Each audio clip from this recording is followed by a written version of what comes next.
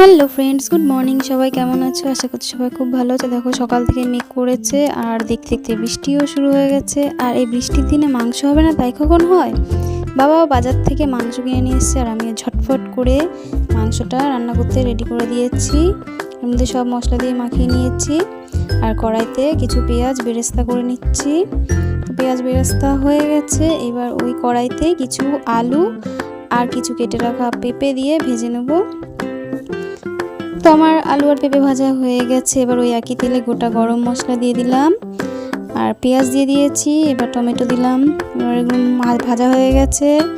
এবার ওই মাংসগুলো এর মধ্যে দিয়ে ভালো করে আস্তে আস্তে কষিয়ে নেবো। তো মাংস প্রায় কষা হয়ে গেছে। এবার আলু আর পেঁপেগুলো দিয়ে দিলাম। তো এবার আস্তে আস্তে মাংসগুলো কষিয়ে নিচ্ছি। তো দেখো আমার মাংস কষা হয়েই গেছে।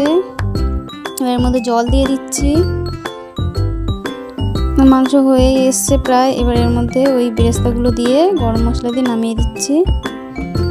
তো মাংসটা কেমন লাগছে আর তোমরা কে কে এইভাবে মাংস রান্না করো একটু কমেন্টে জানিও। তো রান্না তো হয়ে গেছে, চলো একটু টুলটুলির সাথে খেলা করা যাক। টুলটুলি তো দেখছি ঘুমোচ্ছে। এ কি অবস্থা ওর, কীভাবে ঘুমোচ্ছে? তো টুলটুলির সাথে তো খেলা করা যাবে না, ও ঘুমোচ্ছে। তো ভিডিওটি কেমন লাগলো একটু কমেন্টে জানিও আর ভালো লাগলে একটা লাইক করে দিও। তোমরা সবাই সুস্থ থেকো, ভালো থেকো। ধন্যবাদ।